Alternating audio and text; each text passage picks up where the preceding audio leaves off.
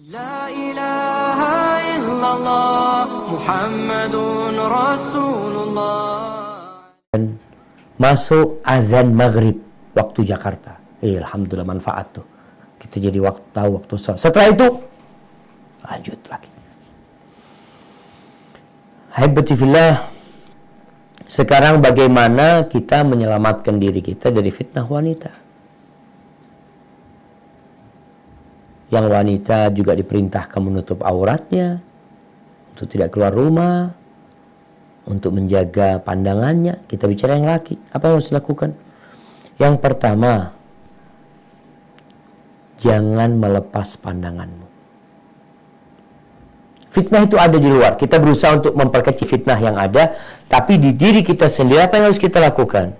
Anda sebagai seorang laki-laki, maka ya seperti sabda Nabi SAW, la tutbi'in nadhrah an-nadhrah. Jangan diikuti pandangan dengan pandangan selanjutnya. Fa inna lakal ula wa laysat lakal akhir. Bagimu yang pertama, yang selanjutnya bukan.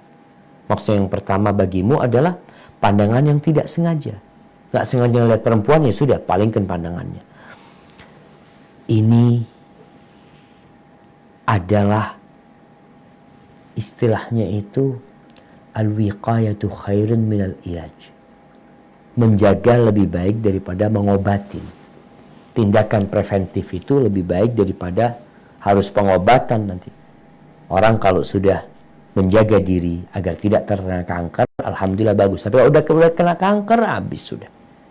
Naik tuh, stadium 1, stadium 2, stadium 3, stadium 4. Makanya udah kasih tahu rokok ini menyebabkan kanker. Jaga, jangan ngerokok. Kalau kau tetap ngerokok, rusak nanti. Kau nggak kasihan sama dirimu sendiri. Maka menjaga lebih utama daripada mengobatin. Begitu pula dengan wanita. Ketika kita nggak ngelihat, subhanallah jemaah. Kenapa orang buta itu tidak terfitnah dengan wanita lewat matanya? Karena nggak pernah ngelihat, dia nggak tahu kayak apa tuh perempuan. Dan kita pun ketika tidak melihat, ada di ruangan ini umpamanya, ada perempuan lewat di luar sini, bolak-balik dia perempuan. Mungkin perempuan itu dengan rok yang seksi, ya lewat. Karena Anda nggak kelihatan, nggak tergoda Anda.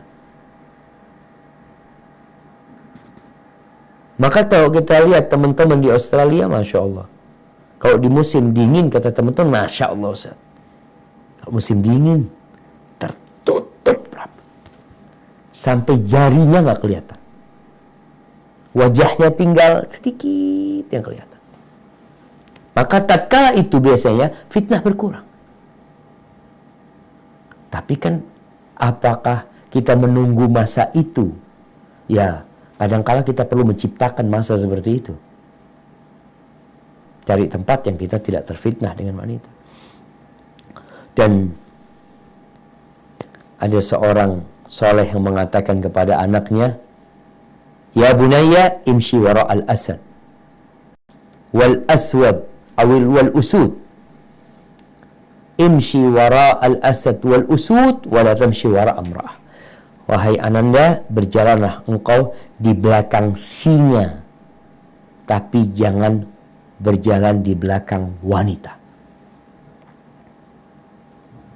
Jalan di belakang singa, ada singa, jalan di belakangnya nggak apa-apa. Insya Allah kau nggak akan tergoda, tapi jangan berjalan di belakang wanita. Ya Allah Ustaz, masa seperti itu perempuan Ustaz? Betul. Jadi istilah di barat mengatakan ladies first. Perempuan suruh jalan dulu, nggak berlaku dalam Islam. Perempuan kalau berjalan, engkau ngelihat dia. Perempuan itu dari belakang, dari depan dan belakang menggoda. Tapi ketika engkau berjalan di depannya, selesai. Engkau nggak akan tergoda kemana? Dia di belakang, nggak kelihatan Anda. Maka berjalanlah di belakang singa. Tapi jangan berjalan di belakang wanita. Karena pandangan mata itu seperti anak panah yang beracun, kata Nabi SAW. Kalau sudah masuk, biasanya akan merusak sampai ke jantung. Dan membuatnya berpikir, akhirnya mengantarkannya kepada perzinahan. Bagaimana para salafus soleh menundukkan pandangannya? Ar-Rabi' Sufyan bercerita tentang Ar-Rabi'. Dia mengatakan, kana Rabi' yaghuddu basarahu. Rabi' itu menundukkan pandangannya, famarra bihi niswah. Tahu-tahu perempuan lewat. Maka Rabi' itu menundukkan pandangannya sampai seperti orang buta. Akhirnya wanita-wanita itu berpikir dia ini buta. Mereka mengatakan, ya Allah, na'udzubillah dari buta, na'udzubillah, akhirnya tinggal. Padahal dia nggak buta. Dia sedang menundukkan pandangannya. Hasan bin Abi Sinan. Disebutkan Hasan bin Abi Sinan ini berangkat sholat id. Biasanya sholat id banyak perempuan-perempuan memang keluar juga melaksanakan sholat id. Ketika pulang, ada yang mengatakan kepada dia, ya Aba Abdullah, ma ra'ayna idan aktsar nisa'an minhu. Kita nggak pernah melihat lebaran seperti ini. Yang paling banyak perempuannya kayaknya sekarang ini. Banyak perempuan yang pada sholat. Memang hari itu menakjubkan. Perempuan banyak sekali yang berangkat ke masjid untuk sholat id. Ketika pulang, dia berjumpa dengan istrinya. Lalu perempuan itu mengatakan, kam min imra'atin hasanatin qad nazarta al-yawm. Berapa banyak wanita cantik hari ini yang kamu lihatnya. Diam, Hasan tidak jawab. Perempuan ini kadang-kadang nggak perlu dijawab. Kalau nggak nanti ribut. Ya, terus ngomong kayak gitu. Insya Allah bisa cuci mata kau hari ini. Banyak perempuan-perempuan yang bening-bening yang kau lihat. Akhirnya Rabi nggak kuat sama istrinya mengatakan, qala waihaki, ma nadartu illa fi ibhami mundu kharajtu min indiki hatta raja'tu ilaiki. Waihaki, kau tahu, sejak aku keluar dari rumah sampai pulang ke sini, aku tidak melihat kecuali kepada jari jempolku ini.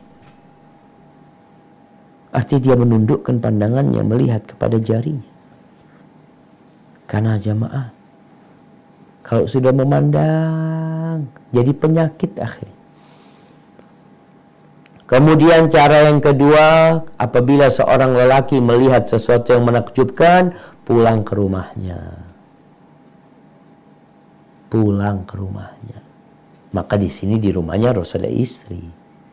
Kalau punya rumah, sudah. Hasratnya itu hendaklah dia salurkan kepada istri. Apa kata Nabi SAW? Innal mar'ata tuqbilu fi surati syaitanin wa tudbiru fi surati syaitan. Laki dan perempuan ini tukbil dari arah depan dalam gambaran setan, dari arah belakang dalam gambaran setan. Dia menggoda dia dengan tubuh dia. Fa idza ra'a ahadukum ra'atan fa'ajabathu. Kalau seseorang di antara kalian melihat perempuan yang membangkitkan hasratnya, falyati ahlahu, hendaklah pulang ke keluarganya, ke istrinya, karena itu akan fa inna dzalika yaruddu ma fi nafsi. Ketika sudah disalurkan hasratnya, selesai sudah. Itu kalau lihat pandang, kalau melihat langsung pulang. Tapi kadang-kadang di rumah nggak ada istrinya, istrinya sibuk masak, suaminya pulang, mau ngapain ke sini? Kalau ngelihat suaminya pulang tidak di waktu biasanya, ada perlunya dia. Lihat suaminya pulang, langsung siap-siap pakai parfumnya. Ya musuh, ahlan usahlan bang, fadl bang, pengen minum apa? Kalau dia pulang tidak di waktunya pulang, biasanya ada sesuatu. Gimana yang belum menikah? Yang belum menikah ya sabar, sholat, puasa, insya Allah itu akan meredam syahwatnya. Yang ketiga, jangan datang ke tempat-tempat fitnah, tempat-tempat banyak perempuan. Di Indonesia nih kita lihat ada banyak acara, mungkin di luar juga sama di Australia, di Sydney mungkin ada daerah-daerah yang memang akhirnya tempat fitnah tersebut. Banyak perempuan yang tidak berhijab, banyak perempuan yang pakai pakaian yang mini. Kadang-kala di mall, kadang-kala di pinggir pantai, kadang-kala ada acara car free day mungkin. Di beberapa tempat ada tempat senam ya, perempuan dengan pakaian yang ketat, dia goyang-goyang ke sana. Jangan datang ke tempat itu. Karena ada pemuda yang kata, Ustaz, ana udah puasa sunnah Ustaz, tapi kok fitnah godaan syahwatnya belum mati. Datang ke tempat itu masalahnya. Maka hindari tempat-tempat fitnah itu. pergi, menjauh.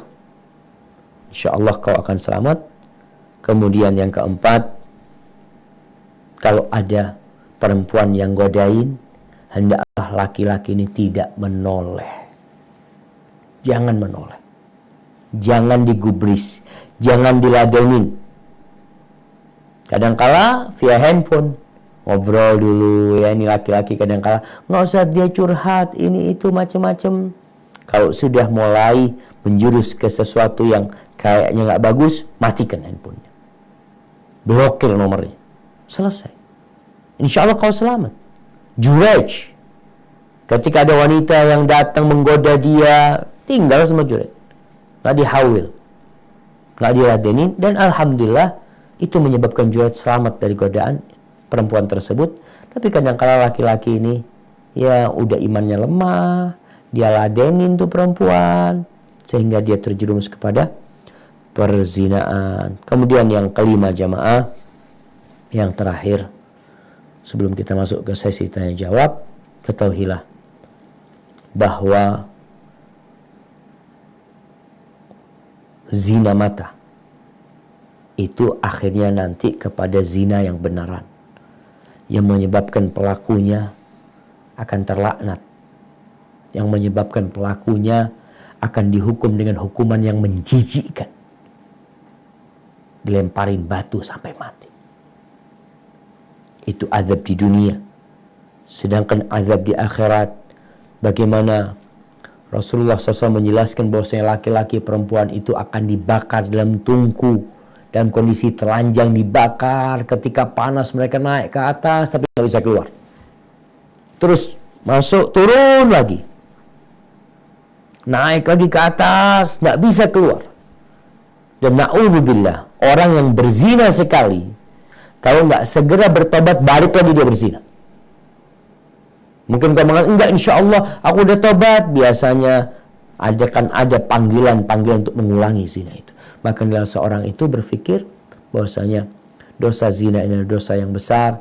Laki-laki yang berzina di luar rumahnya, na'udzubillah, mungkin istrinya dizinain orang di rumahnya gratis. Engkau merusak orang, kau berzina dengan anaknya orang, dengan ibunya orang, dan bisa jadi ibumu, anakmu, adikmu Allah tidak akan jaga. Ihfadillah yahfadka.